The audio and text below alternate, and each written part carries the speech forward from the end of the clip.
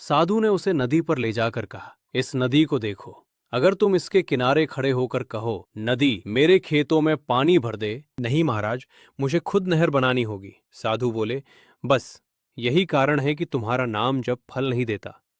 तुम नहर बनाए बिना पानी मांग रहे हो। तुम मन को बदले बिना ईश्वर से फल मांग रहे हो। एक, मन को साफ किए बिना जप व्यर्थ है। जिस मन में ईर्ष्या, गुस्सा, लालच, जलन भरा है, वो मन जप की शक्ति रोक देता है, जप तुम्हारे सपनों तक नहीं पहुंच पाता। दो, काम वही करो जो जप की ऊर्जा के अनुरूप हो। यदि तुम समृद्धि का जप कर रहे हो और दिन भर आलस्य कर रहे हो, तो जप तुम्हें कुछ नहीं देगा। तीन, नाम जप का फल तभी मिलता है जब विचार, बोल और कर्म एक दिशा में चलते हैं। जिस दिशा में जप है, कर्म भी उसी दिशा में हो, तभी चमत्कार होता है। माधव की आंखों से आंसू निकल पड़े। उसे समझ आया कि वो सिर्फ जप कर रहा था, लेकिन मन रोज नकारात्मक बातों से भरा रहता था। वो मेहनत से भी बच रहा था। वो अपने कार्यों और शब्दों से खुद ही जप का फल रोक रहा था। उस दिन से उसने जप के साथ ये तीन काम शुरू किए। मन को साफ करने के लिए रोज 5 मिनट ध्यान, आलस्य छोड़कर कर्म को ऊर्जावान बनाए, सकारात्मक बोल और सकारात्मक संगति अपनाई, और 3 महीनों में उसका जीवन बदल गया। नौकरी मिली, घर में सुख आया और मन शांत हुआ। ईश्वर का नाम जप बीज है, पर बीज केवल मन की मिट्टी तैयार होने पर ही उगता है। मिट्टी गंदी हो तो कितना भी जप करो, कोई फल नहीं मिलेगा। आपको ये याद दिलाने आई है कि नाम जप जरूर करो, लेकिन उससे पहले से ईश्वर की कृपा बह सके। ये उपाय अपना लो, फिर देखना जप कैसे चमत्कार करता है। अगले दिन सुबह माधव साधु की बातें याद करता हुआ ध्यान में बैठा। पहली बार उसने नाम जप शुरू करने से पहले अपने मन को शांत करने की कोशिश की। हे भगवान, आज मैं आपसे कुछ नहीं मांगूंगा। पहले मैं अपने मन की सफाई करूंगा। जो गलतियां हुई हैं, उन्हें स्वीकार करूंगा। ये कहते ही उसके भीतर एक अजीब हल्कापन फैल गया। उसे लगा जैसे मन की दीवार पर जमी धूल हटने लगी हो। उसी पल उसे महसूस हुआ, आज का जप पिछले सभी जपों से अलग है। नाम जप तब जागता है जब मन झूठ छोड़ देता है। काम पर जाते हुए माधव रास्ते में एक बूढ़ी स्त्री को देखता है। वो भारी बोझ उठाने की कोशिश कर रही थी। पहले वो आगे बढ़ जाता, लेकिन आज मन साफ था। वो तुरंत लौट गया। माँ, बोझ मैं उठा देता हूँ। वृद्धा मुस्कुराई। बेटा, तुम्हारे मन का बोझ ही सबसे भारी था, तुमने वही आज उतार दिया। उसकी आवाज अलग थी, मानो किसी दिव्य संकेत की तरह। माधव चौंका। ये वही परिवर्तन था जिसे साधु ने कहा था। जब मन की नहर बनती है, कृपा अपने आप बहती है। दो, जप का फल कर्म के बिना अधूरा है। शाम को माधव साधु के पास गया। उसने सारी बात बताई। साधु बोले, आज तुम्हें नाम जप का पहला फल मिला, संवेदनशीलता। जप का लक्ष्य भगवान को मनाने से पहले मनुष्य को मनुष्य बनाना है। तो क्या सिर्फ मन बदलने से ही चमत्कार होने लगते हैं? जप का उद्देश्य चमत्कार नहीं, चरित्र परिवर्तन है, और चरित्र परिवर्तन ही सबसे बड़ा चमत्कार है। रात में माधव ने दूसरा परिवर्तन महसूस किया। पहले वो रात को चिंताओं में डूबकर सोता था। नौकरी, पैसे, भविष्य, लोग क्या कहेंगे। लेकिन उस रात ऐसा लगा जैसे किसी ने मन पर लगे ताले खोल दिए हों। एक सुकून, एक हल्की मुस्कान, एक गहरी नींद। ये जप की दूसरी देन थी, मन का बोझ उतर जाना। साधु अगला उपाय बताते हैं। अगले दिन साधु ने कहा, अब दूसरा उपाय अपनाओ। नाम जप तब फल देता है जब तुम अपने बोल पर भी नियंत्रण कर लो। माधव समझ नहीं पाया। साधु ने समझाया, जिसकी जुबान शिकायतों में डूबी हो, उसकी प्रार्थना कभी नहीं सुनी जाती। नाम जप और नकारात्मक बोल एक साथ नहीं चल सकते, और यही बात हजारों लोग नहीं समझते, इसलिए जप का फल नहीं मिलता।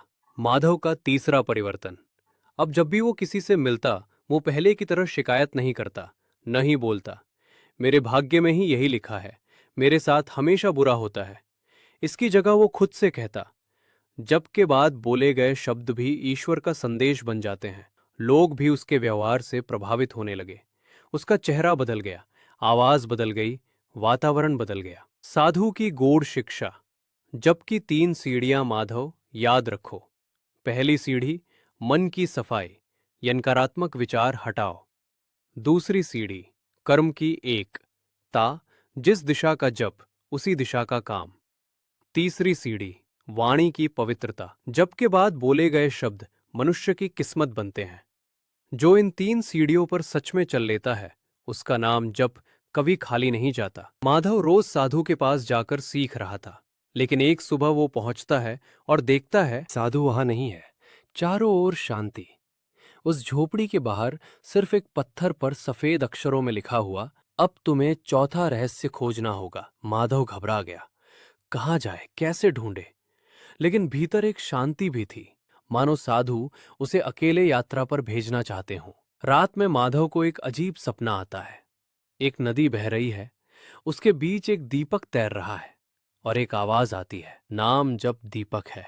लेकिन दीपक तभी आगे बढ़ता है और जब तुम उसे धक्का देना बंद कर देते हो। माधव समझ नहीं पाया।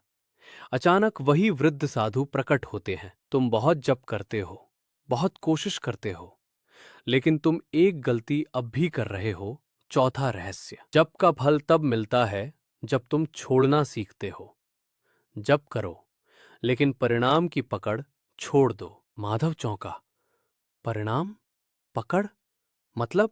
जब तुम जप करते हो और अंदर से उम्मीद करते हो आज ही चमत्कार होना चाहिए, आज ही नौकरी मिलनी चाहिए, आज ही जीवन बदलना चाहिए, तो यह पकड़ तुम्हारे जप की ऊर्जा को रोक देती है। जहां पकड़ होती है, वहां कृपा नहीं उतरती।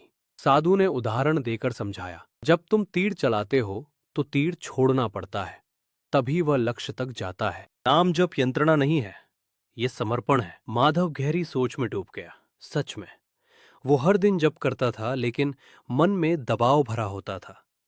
मेरा काम क्यों नहीं हुआ?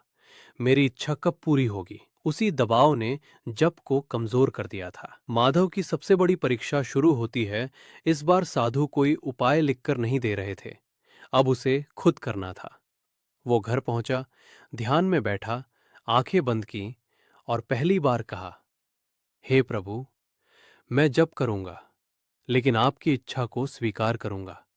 आप जो भी देंगे वही सही होगा।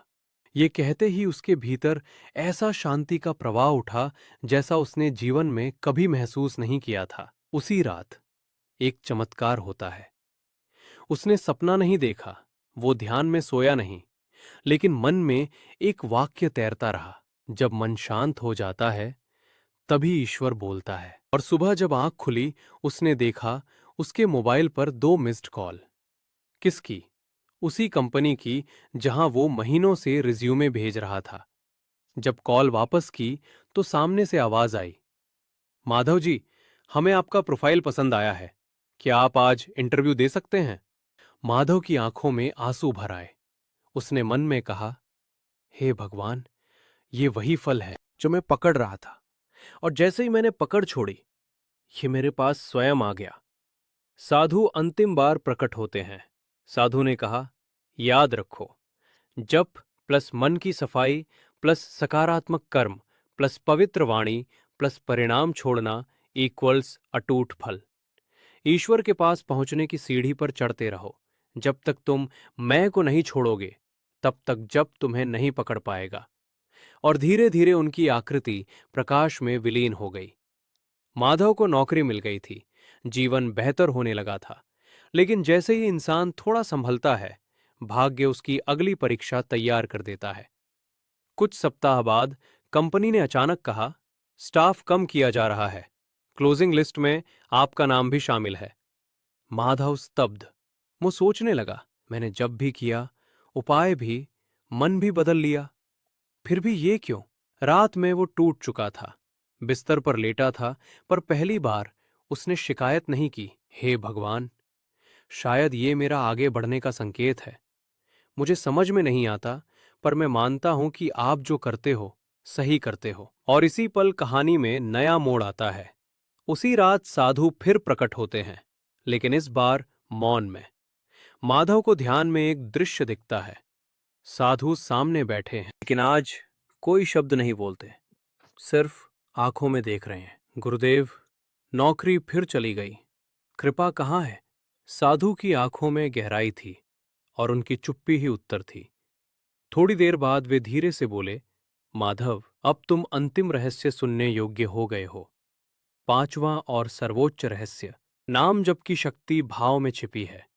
तुमने जप किया, मन साफ किया, कर्म सुधारे, वाणी सुधारी, परिणाम छोड़ा, लेकिन एक चीज अब तक तुमने नहीं जोड़ी, और वही जप का ब्रह्मास्त्र है। माधव ने पूछा, क्या? साधु बोले,